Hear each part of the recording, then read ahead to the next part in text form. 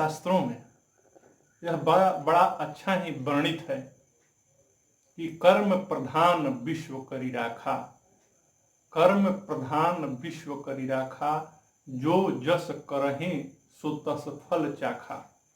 यह हमारे धर्म शास्त्रों में वर्णित है। मनुष्य यही सोचता है कि मैं जो बुरा कर्म कर रहा हूँ या भला कर्म कर रहा हूँ उसका फल हमें क्या मिलेगा क्या नहीं मिलेगा, इसके बारे में चिंतन और मनन करते रहता है। जिंदगी जब हंसाए तो समझ लेना कि हमें अच्छे कर्मों का फल मिल रहा है, और जब जिंदगी रुलाए तो समझ लेना कि अच्छे कर्म करने का समय आ गया है।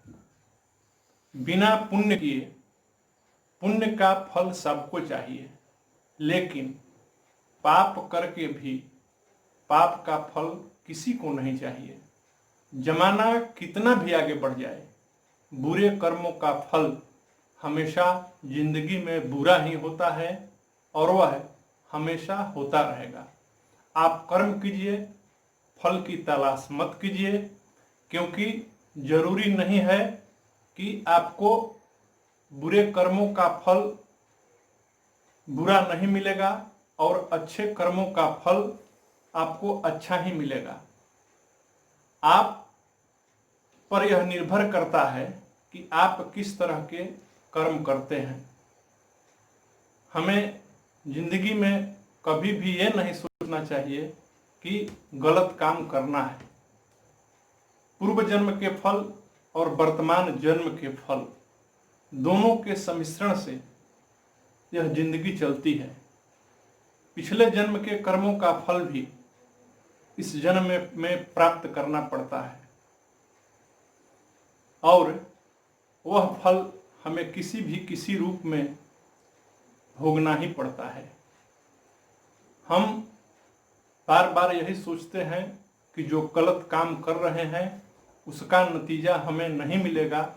ये बात बिल्कुल अपनी सोच से हमें निकाल देना चाहिए।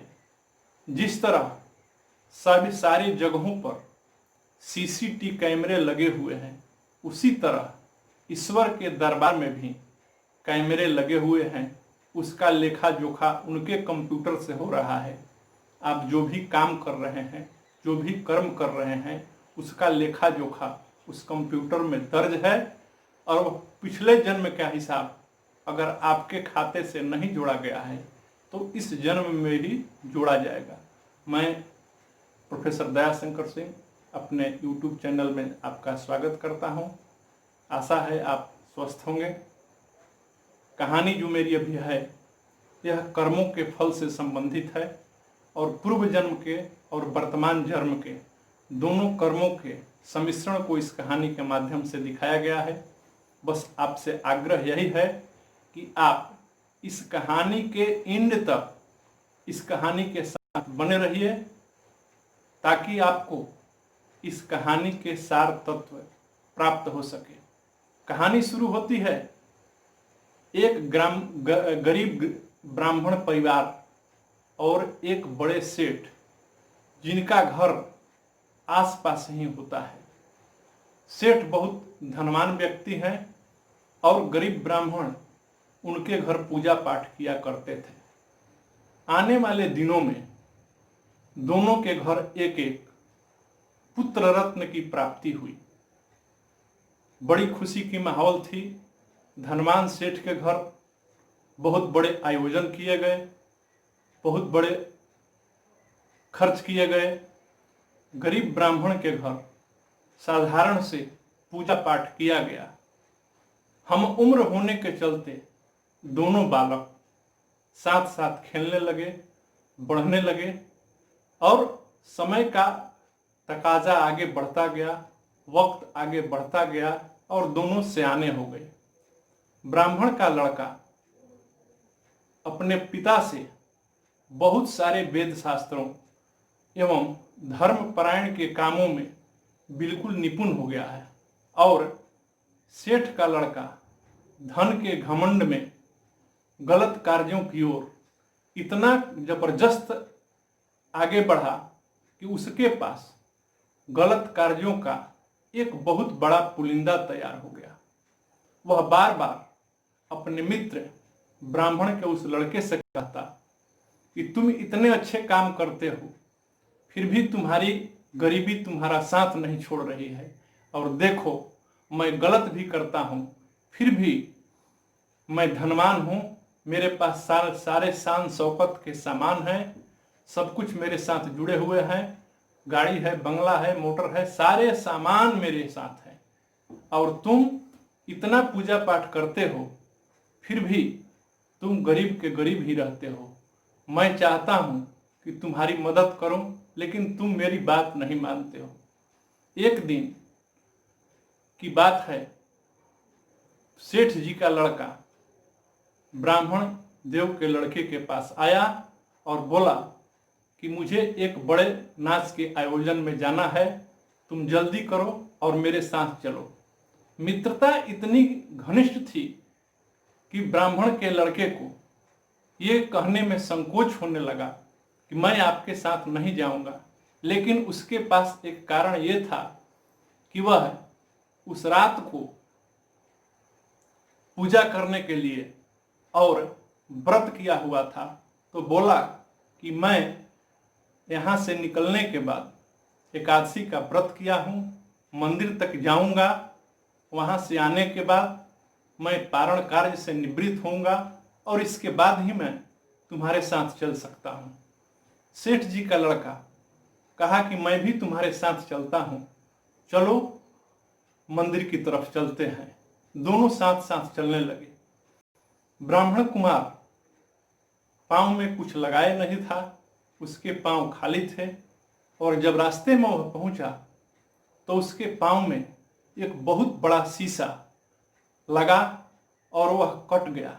उसके पैर में एक बहुत बड़ी खरोंच आई, वह गिर गया और मूर्छित हो गया। थोड़ी देर के बाद वहां एक ब्राह्मण देव उपस्थित हुए। उस समय सेठ का लड़का उसको डांट रहा था कि मैं तुमसे बार बार कहता हूं कि धार्मिक कार्यों को छोड़ो, मेरे तरह रहो, मुझसे पैसे लेकर तुम भी अमीर बन जाओ और मेरे तुम दोस्त हो, इसलिए मैं तुम्हारी मदद करना चाहता हूं। तब तक उस साधु देव ने वहां आकर बताया कि बेटा, जो क्षण अभी बीत रहा है, उस क्षण में मैं ये देख रहा हूं कि पूर्व जन्म के कर्मों के द्वारा जो इस ब्राह्मण कुमार के पैर कटे हैं, ये इस ब्राह्मण कुमार को राज सत्ता की ओर से फांसी होने वाली थी, लेकिन इनके अच्छे कर्मों के चलते वह फांसी पैर कटने में तब्दील हो गई। और बेटा, तुम जो इतना इसको डांट रहे हो, तुम्हें एक बहुत बड़ी फैक्ट्री मिलने वाली थी, लेकिन तुमने अपने बुरे कर्मों के चलते उस फैक्ट्री को गंवा दिया, और यह ब्राह्मण कुमार जो फांसी की सजा मिलने वाली थी, वह फांसी की सजा को पैर कटने से ही टाल दिया। इस प्रकार इस कहानी से हमें यही शिक्षा मिलती है कि हमें अपने कर्मों का फल भोगना पड़ता है। अगर बुरा कर्म किया है तो उसका नतीजा हमें भोगना पड़ता है। इसलिए सोच समझकर कोई काम कीजिए। ईश्वर को दोष देने से, ईश्वर को यह कहने से कि हमें आप पार लगा दीजिए, ये संभव नहीं है। अपने कर्म पर ध्यान दीजिए। और ये गीता में भी, श्रीमद् भागवत गीता में भी यह प्रसंग आया है कि कर्म के अनुसार ही व्यक्ति को फल मिलता है। यह श्री कृष्ण भगवान का प्रवचन है, और हमें अपने बुरे कर्मों का फल बुरे रूप में भुगतना पड़ता है और अच्छे कर्मों का फल अच्छे रूप में भुगतना पड़ता है। अगर कोई अमीर व्यक्ति को आप देखते हैं जो अमीर है और गलत काम कर रहा है, तो सोचिए कि आने वाले दिनों में उसे उसका फल भोगना पड़ेगा, वह बाकी नहीं जाएगा। तो इस कहानी के माध्यम से यही शिक्षा मिलती है कि हमें जिंदगी में हमेशा अच्छे कार्यों को करना चाहिए, जो हमारे जिंदगी के फल बने, गलत कार्यों की ओर नहीं भटकना चाहिए। आप देखे होंगे महाभारत में कि महाभारत काल में एक छोटी सी गलती भीष्म पितामह को मृत्यु शैया पर आने के समय तीर के नोक पर लेटना पड़ा, और उसका कारण यह था कि उन्होंने अपने जिंदगी के पिछले जन्म में एक सर्प को जो रास्ते में पड़ा हुआ था उन्होंने तीर से मारा और बहुत दूर फेंका, और वह भाग्यवश वह तीर कांटों पर के सामने पहुंचा और वह सर्पदेव उस कांटों पर गिर गए, और उसी कर्म के चलते उस ब्राह्मण उस देव को उस सर्पदेव को कांटों पर सोना पड़ा, और उन्हीं के श्राप से महाभारत में भीष्म पितामह को बाणों की सैया पर सोना पड़ा।